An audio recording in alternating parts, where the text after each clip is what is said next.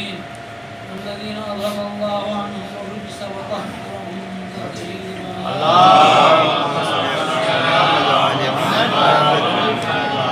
واللعنة الدائمة الباقية الأبدية على أعدائهم أجمعين ومنكر فضائلهم ومناقبهم وشجاعتهم وسيرتهم وحقوقهم من الأول إلى الأبد.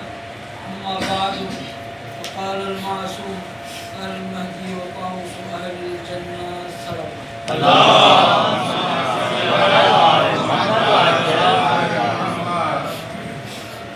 بہت ہی مصرف اور عجیب مقام ہے یہ، جس جگہ پہ ہمارے امام کی آمد ہوگی، ان کی ولادت کا جشن ہو رہا ہے. کیا خوب کہا ریحان آدمی نے کہ محفل سجی ہوئی ہے بڑی دھوم دھام ہے. محفل سجی ہوئی ہے بڑی دھوم دھام ہے، پیدائش امام زمان علیہ السلام ہے. یہ خوشی رسول کی آؤ خوشی خوشی، منکر کا ایسی بند میں آنا.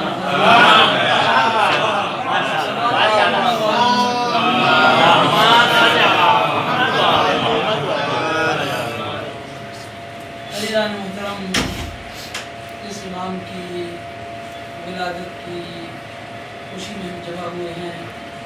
یقیناً وہ ہمارے آقا بھی ہیں، سردار بھی ہیں، مولا بھی ہیں، ہادی بھی ہیں، رہنما بھی ہیں. اس امام کا فرمان ہے کہ تمہاری شہر کے حیات میں اگر چھری بھی آ جائے، مجھے پکارو گے، میں تمہاری فوراً مدد کروں گا. بعض لوگ مدد کے لیے یہ کہتے ہیں کہ 2 مہینے کے بعد میری مشکل حل ہوگی تو یہ کروں گا، 2 سال کے بعد یہ کام ہوگا تو یہ کروں گا. عزیزان محترم، مہلت ان سے مانگی جائے جن کے دامن میں کبھی ہو. جب وہ مظہر عجائبات کی خداوندی ہیں، کائنات کا نظام ان کے کنٹرول میں ہے، پھر مہلت کی کیا ضرورت ہے؟ کہیے کہ مولا میری فوراً مدد کرے، وہ آ جائیں گے، کیونکہ وہ ہمارے آقا بھی ہیں، ہمارے مولا بھی ہیں، ہمارے ہادی بھی ہیں، ہمارے رہنما بھی ہیں. عزیزان محترم، ہمارے امام کی ولادت کی خوشی میں جمع ہیں. دیکھیے کہ مختلف علاقوں کے، یا یہ کہوں کہ مختلف خوشبو کے پھول جمع ہوئے. کوئی کہاں کا پھول ہے تو کوئی کہاں کا پھول، لیکن خوشبو امام زمان کی.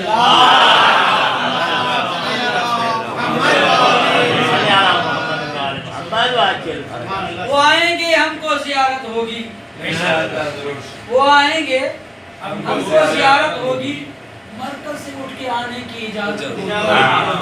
وہ آئیں گے، ہم کو زیارت ہوگی، مرکز سے اٹھ کے آنے کی اجازت ہوگی.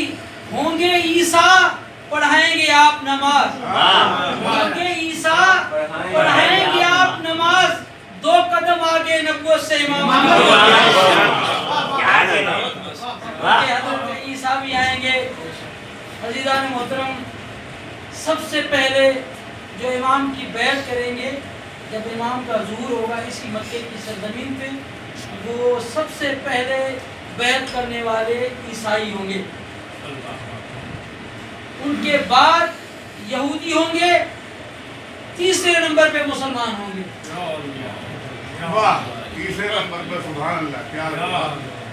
یہ کہ مسلمان تیسرے نمبر پہ جا کے بیعت کریں گے. ذرا ذہن میں رہے کہ ہمارا وہ خیال نہ ہو، کیونکہ جب مولا تشریف لائیں گے کہیں گے مولا آپ کیوں آئے، آپ کے آنے کی ضرورت نہیں، ہم دنیا کو چلا رہے ہیں، آپ کے آنے کی ضرورت نہیں ہے، نظام کو سنبھال رہے ہیں.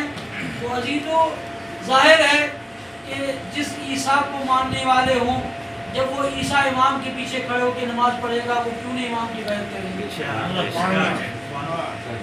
دعا مانگے کہ ہم بھی امام کے ظہور کے وقت امام کے قدموں پہ قدم رکھتے ہوئے محمد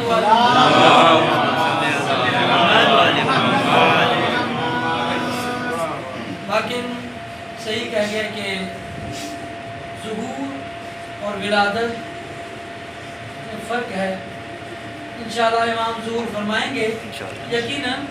اور یہ روایت میں ہے کہ کوئی بھی تمنا دل میں رکھ رہا ہے کہ میں امام کے اصحاب و انصار میں شمار ہو جاؤں، اگر اس دنیا سے چلا بھی گیا تو اسے قبروں سے اٹھایا جائے.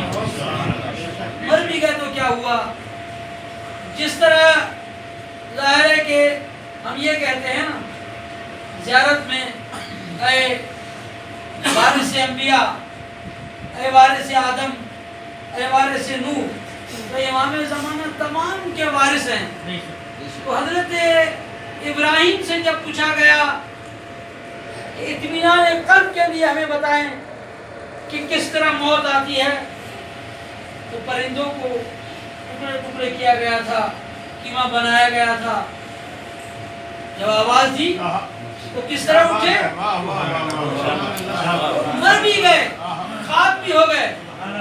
میں تو یہ کہوں گا ہم تو خاک نہیں ہوں گے. شب جمعہ جو غسل کریں، شب جمعہ زیارت امام حسین کرنے والے ہوں تو اس کی قبر پہ عذاب نہیں آتا، اس کے جسم کو خاک نہیں کرتا.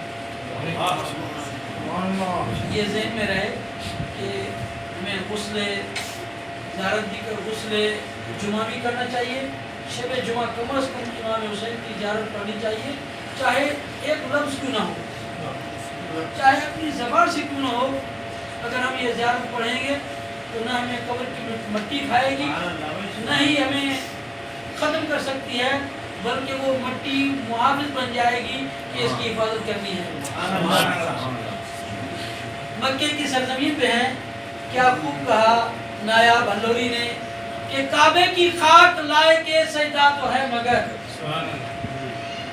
کعبے کی خاک لائے کے سجدہ تو ہے مگر، وہ خاک صرف خاک ہے، خاک شفا. خاک شفا کربلا میں انشاءاللہ یقیناً امام زمانہ کی بیعت پہ اٹھیں گے. وہ 313 نہ صحیح 313 تو وہ ہوں گے جو پوری کائنات کا نظام سنبھالیں گے.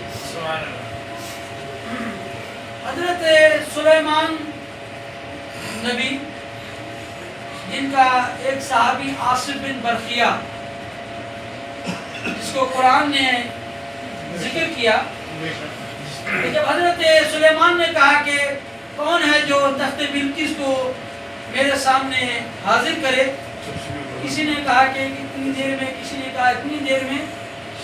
جس کے پاس تھوڑا سا علم تھا، جو فرمائیے گا، جس کے پاس تھوڑا سا علم تھا، عاصم بن برقیہ کہنے لگا کہ میں، آپ چشم بند کریں گے، کھولیں گے نہیں، میں پیش کر دوں گا. تو جو امام کے 313 صحابی ہوں گے، وہ جو ساتھی ہوں گے، ان کی طاقت عاصم بن برقیہ سے 10 گنا زیادہ ہوگی. ظاہر ہے تب جا کے وہ دنیا پہ حکومت کریں گے. ان میں کربلا کے شہداء بھی ہوں گے، حضرت عیسیٰ بھی ہوں گے، حضرت خضر نبی بھی ہوں گے. تو ظاہر ہے ایسے جب حضرت امام زمان کے اصحاب میں سے ہوں گے، اور یہ بھی ذہن میں رہے کہ امام کے اصحاب اور انصار میں 313 میں کچھ خواتین بھی ہوں گی. وہ خواتین ظاہر ہے وہ مکرمہ معظمہ ہوں گی، یہ امام کے اصحاب میں ہوں گی. تو امام کا جب ظہور ہوگا یقیناً یہ دعا ہے کہ مولا 313 میں نہ صحیح آپ کی حکومت میں ہم آپ کے حقدار کہلوائیں. یہی کافی ہے. امام کی ولادت کا جشن یہاں پہ ہم جمع ہوئے ہیں. عزیزو، یہ ذہن میں رہے کہ جس طرح یہ کہا جاتا ہے کہ مکے میں ایک رکعت کا ثواب اتنا زیادہ ہے، اسی طرح گناہ کا عذاب بھی اتنا ہی ہے. گناہ کریں گے اس کے زیادہ گناہ لکھے جائیں گے، زیادہ عذاب ہوگا۔ تو کیونکہ عزیزو یہ سرزمین ایسی ہے، اور میں یقین سے کہہ سکتا ہوں کہ ہم آپ جو یہاں جمع ہوئے ہیں، مکے کی فضا بھی گواہی دے گی کہ امام زمانہ کے جشن کے لیے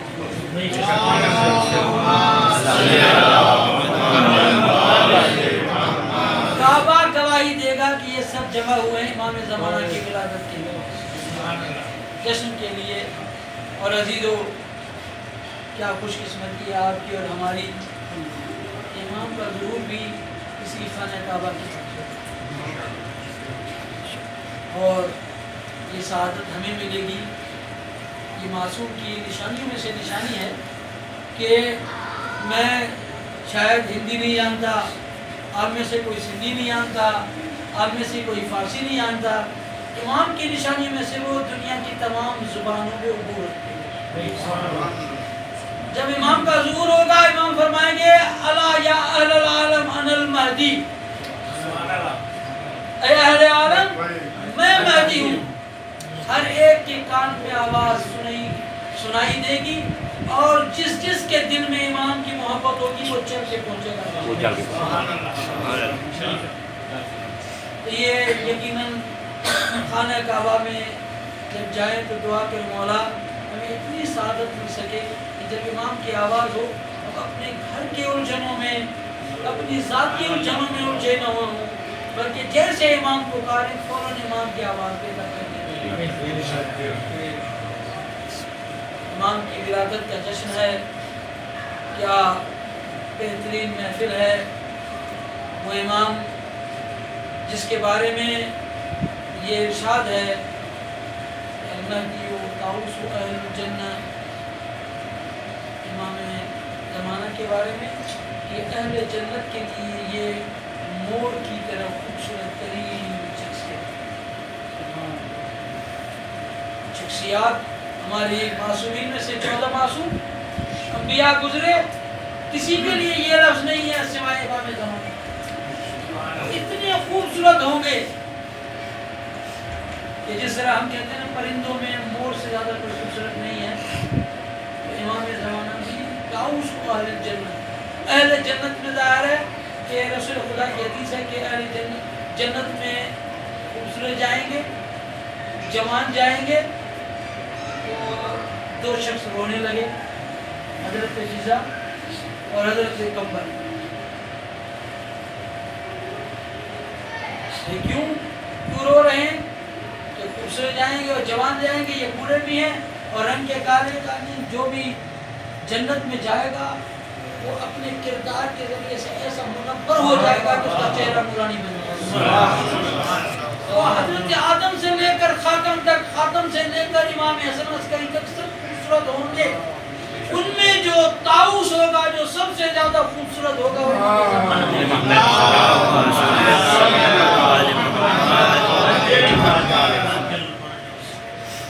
آپ یہاں پہ تشریف فرما ہے، میں آپ کی خدمت میں عمل پیش کرتا ہوں۔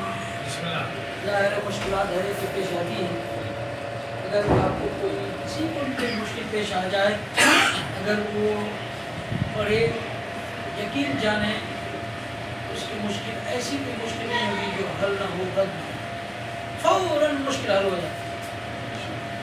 یہ مفاتیح الجنان میں بھی ہے، علماء علم ادب بھی بیان کرتے ہیں، علماء اہل دعا بھی بیان کرتے ہیں، عرفا بھی بیان کرتے ہیں، یا محمد ہو یا علی ہو یا فاطمہ یا صاحب الزمان ادرکنی ولا تہلکنی، یہ امام زمانہ کی طرف سے منسوب ہے کہ خود مولا نے فرمایا کہ اس طرح تم پڑھو، یہ کسی عالم کی طرف سے، کسی عام راوی کی طرف سے نہیں ہے۔ جب مولا سے رجوع کیا گیا کہ مولا ہم کس طرح پکاریں، یہ ہے اس طرح پڑھا، یا محمد ہو یا علی ہو یا فاطمہ یا صاحب الزمان ادرکنی ولا تہلکنی۔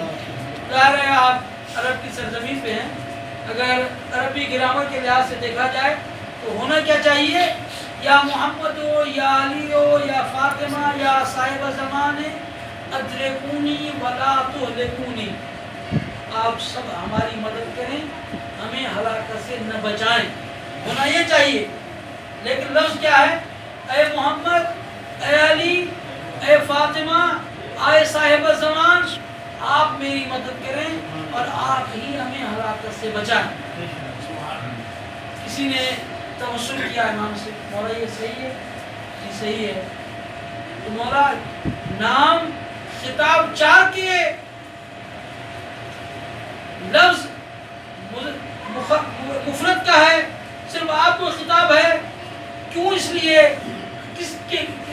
کیوں کہا گیا؟ مولا نے فرمایا کہ میرے نانا رسول اللہ نے اپنے زمانے میں مدد کر لی، میرے دادا علی نے اپنے زمانے میں مدد کر لی، میری دادی نے اپنے زمانے میں مدد کر لی، تمہارے زمانے کا مالک میں ہوں، تمہارے زمانے کا وارث میں ہوں۔ اگر تم علی سے بھی مدد مانگو گے، علی کہے گا اے میرے بیٹے تم ان کی مدد کرو۔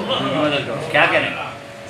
جس امام سے مدد مانگو گے وہ امام زمانہ سے کہیں گے کہ تم ان کی مدد کرو، اس زمانے کے ہادی بھی تم ہو، مالک بھی تم ہو، وارث بھی تم ہو، آقا بھی تم ہو۔ تو مولا فرماتے ہیں پکارو گے چاروں کو مدد میں کروں گا، کیونکہ مالک بھی میں ہوں، وارث بھی تم ہو۔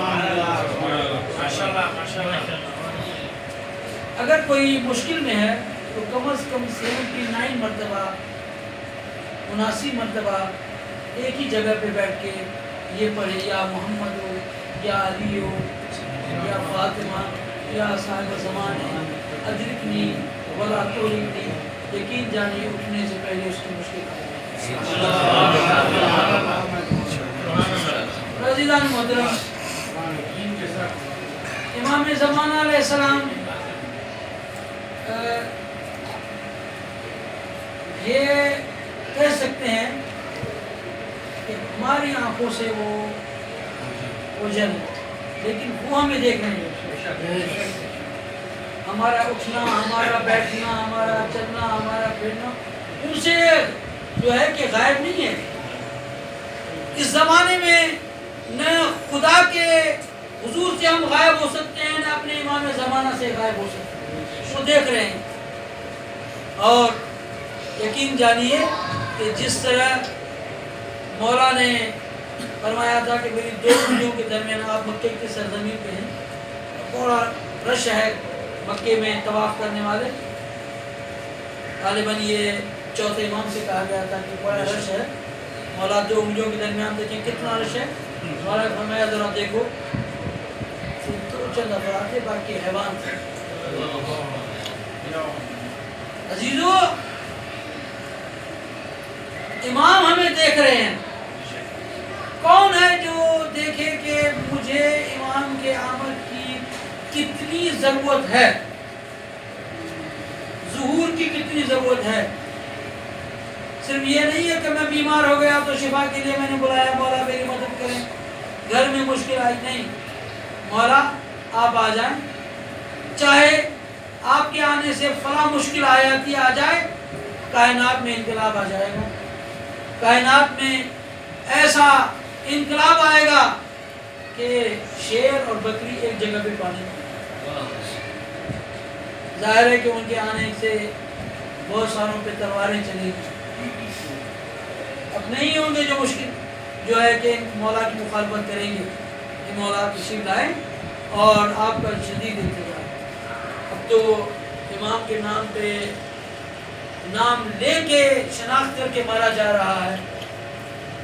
اور عزیزان محترم، ولادت کی شب ہے، جس طرح حضرت موسیٰ کی ولادت ہوئی تھی، فرعون نے کتنے بچوں کو مروایا تھا کہ فرعون کو پتہ چلا کہ ایک بچہ آئے گا جو تمہاری سلطنت کو ختم کرے گا، کئی بچوں کو مارا گیا۔ اللہ نے ایک ایسا نظام رکھا کہ امام کی حضرت موسیٰ کی ولادت کو کسی کو پتہ نہ چلے، حتیٰ کہ حضرت موسیٰ کی ولادت کے وقت بہت ساروں کو قتل کیا گیا، ہزاروں کو قتل کیا گیا، تاکہ کوئی بچہ کوئی لڑکا پیدا ہو جو میری سلطنت کو ختم نہ کر سکے، لیکن خدا نے ایسے معصوم کو بھیجنا تھا، نبی کی ولادت کرنی تھی جس کو آگے حق کو ظاہر کرنا تھا۔ عزیزان محترم، یہ روایت میں ہے کہ اسی طرح امام زمانہ علیہ السلام کی ولادت کے بارے میں ہے۔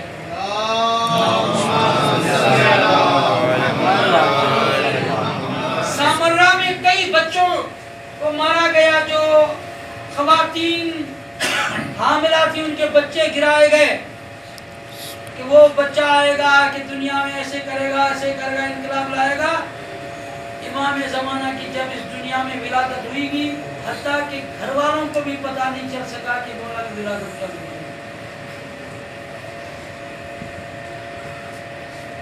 لیکن ایک میں یہ عرض کروں گا کہ معصوم کی ولادت میں اور ہم اور آپ کی ولادت میں بہت فرق۔ روایت کے یہ جملے ہیں، حتیٰ کہ معصوم کی والدہ کو بھی پتہ نہیں چلتا کہ معصوم کی ولادت کب ہوئی۔ حضرت نرجس خاتون فرماتی ہیں کہ جیسے ہی ولادت کا وقت ہوا، اچانک میرے سامنے نور کی دیوار کھڑی ہو گئی۔ پھر مجھے نظر نہیں آیا، لیکن اچانک میں نے جھک کے زمین پہ دیکھا، ایک بچہ ہے جس کا سر سجدے میں ہے، وہ یہ کہہ رہا ہے اشہد ان لا الہ الا اللہ وحدہ لا شریک لہ واشہد ان محمدا عبدہ ورسولہ واشہد ان امیر المؤمنین علی ہر امام کی نشانیوں میں سے یہ نشانی ہے کہ جب ولادت ہوتی ہے فوراً زمین پہ سجدہ کر کے اللہ کے حضور سجدہ کر کے بتا، ہم اس کو ماننے والے ہیں جو لائق سجدہ ہے۔ اب اسی کے سجدے، اسی کا سجدہ بتانے کے لیے، سمجھانے کے لیے دنیا میں اور امام زمانہ کی ولادت کی شب، اور حتیٰ کہ یہ روایت میں ہے کہ جاسوس بھیجے گئے تھے گھر کے اندر کہ جب امام کی ولادت ہو تو بتاؤ، تاکہ ہم جو ہے اس کا بندوبست کریں۔ حتیٰ کہ ایک روایت کے مطابق ہے کہ حضرت نرجس خاتون کو کچھ عرصے کے لیے نظر بندی کیا گیا۔ عزیزوں، وہ دور تھا، ہم تو آسانی سے بہرحال اگرچہ مشکل ہے یہاں پہ جشن کرنا، لیکن اس دور میں اور زیادہ مشکل تھا۔ اس دور میں امام کی پرورش ہوئی جب سخت تھا کہ قتل کیا جائے، مارا جائے، لیکن یہی ہے کہ اللہ نے کہا کہ قل جاء الحق ذاق الباطل ان الباطل کان زہوقا، کہہ دو کہ حق آیا، باطل مٹ گیا، اور باطل کے مقدر میں مٹنا ہی ہے۔ تو امام زمانہ کی ولادت یقیناً ان کا جب ظہور ہوگا انشاءاللہ باطل ختم ہو جائے گا، حق کا بول بالا ہوگا۔ میں عرض کروں گا آپ کی خدمت میں، جو بھی مشکل ہو، چاہے ہم کسی بھی امام سے مدد مانگیں، وہ امام، وہ رہنما، وہ ہادی امام زمانہ سے کہیں گے کہ آپ ان کی مدد کریں، کیونکہ آپ آقا ہیں، آپ مولا ہیں، آپ ہادی ہیں، اور مہلت کبھی نہیں مانگا کریں۔ ایک مہینے کے بعد میری مشکل حل ہوگی تو میں یہ منت مانتا ہوں، ایک سال کے بعد یہ ہوگا کہ نہیں۔ میں پہلے بھی عرض کر چکا کہ مہلت ان سے مانگی جائے جن کا دامن خالی ہو، ان کے دامن میں کوئی کمی نہیں ہے، یہاں مانگا فوراً مشکل حل ہو۔ جیسے ہی پریشانی ہو، اللہ نہ کرے کہ کسی کو کوئی پریشانی ہو، بیماری ہے، اولاد کی پریشانی ہے، رزق کی پریشانی ہے، مولا سے مانگے فوراً عطا کرے۔ اور میں مجرب ترین یہ آپ کی خدمت میں عرض کروں، یہ نہیں ہے کہ میں ایک عالم ہوں تو میں اس لیے کہہ رہا ہوں، نہیں۔ اگر آپ چاہتے ہیں کہ آپ کے رزق میں برکت ہو، چاہے 1 روپیہ کیوں نہ صحیح خمس کا ضرور ادا کریں، چاہے 1 روپیہ کیوں نہ ہو، 1 ریال کیوں نہ ہو.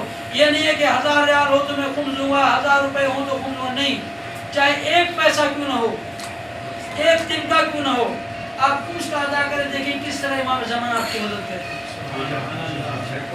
ادا ہم کریں گے، رزق میں برکت امام زمانہ ڈالیں گے انشاءاللہ. کس طرح مدد کرتے ہیں؟ کیونکہ ظاہر ہے اس میں سے ایک حصہ، آدھا حصہ سادات کا اور آدھا حصہ امام کی خدمت میں پیش کرتے ہیں. جب امام کی خدمت میں پیش کریں گے تو یقیناً وہ ہماری مدد بھی کریں گے، ہماری مشکل بھی کریں گے. تقریباً 94 میں آیت اللہ کاشانی کی خدمت میں پہنچا تھا. میں نے ان کی خدمت میں کیا کہ بتائیے کہ دعاؤں میں سے جو دعائیں مانگتے ہیں سب سے اچھی اور قبول ترین دعا کیا ہے، کس طرح دعا مانگنی چاہیے؟ فرمایا کہ سب سے پہلے اپنے امام کے ظہور کی دعا مانگو. صدقہ بھی نکالو، گھر میں کوئی بیمار ہے، پریشانی ہے، مشکل ہے، پہلے امام کا صدقہ. ظاہر ہے کہ جب ہم امام کے لیے صدقہ نکالیں گے، امام کے لیے دعا کریں گے، کیا وہ ہمارے لیے دعا نہیں کریں گے؟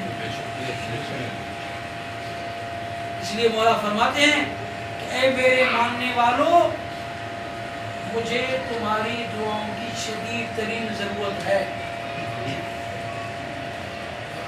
اور یہ نہیں ہے کہ میری دعا قبول ہوگی، نہیں، میں اپنا فریضہ انجام دیتا ہوں اس پرندے کی طرح جو آگ کو بجھانے کے لیے باغی پہنچا تھا.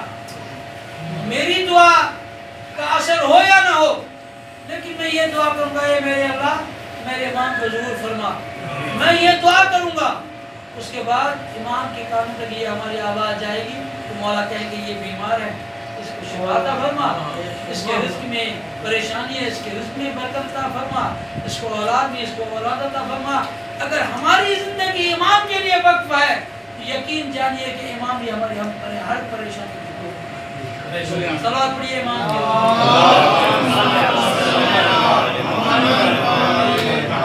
تو آج سے دعا جب بھی مانگے، چاہے نماز واجب میں قنوت بھی مانگیں تو دعا امام زمانہ، پھر دوسری نماز دعا پہلی دعا ظہور امام زمانہ کی، دوسری والدین کی، پھر اس کے بعد جو دعا مانگے. صدقہ پہلے امام کی صحت و سلامتی کے لیے، اس کی حفاظت خدا کر رہا ہے، امام کی حفاظت خدا ہی کر رہا ہے. لیکن ہم جو اپنا فریضہ انجام دے سکتے ہیں وہ دیں. دیکھیں پھر امام کس طرح ہماری اور آپ کی مدد کرتے ہیں. چاہے دشمن ہمارے سامنے کیوں نہ ہو، چاہے تلوار لے کے کیوں نہ کھڑا ہو، امام ہماری مدد کرتے ہیں. صلوات پڑھیے امام کی.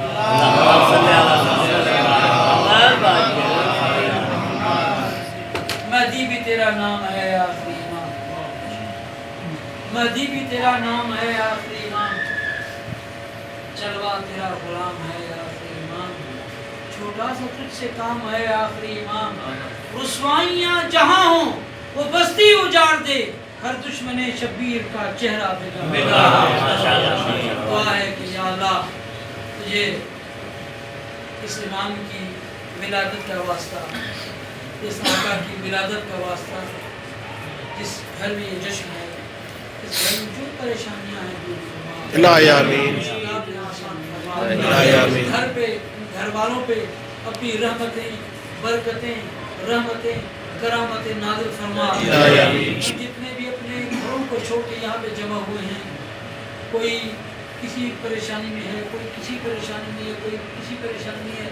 شاید میں بیان نہ کر سکوں، شاید آپ بیان نہ کر سکے، لیکن امام تو جانتے ہیں. امام زمانہ آپ جانتے ہیں کہ کسی کیا پریشانی ہے. مولا جو بھی جتنے پریشان حال ان کی پریشانی کو دور فرما. میرے اللہ جتنے بھی مشکلات ہیں ان کی مشکلات کو آسان فرما. جو مقروض ہیں ان کے قرضوں کو ادا فرما.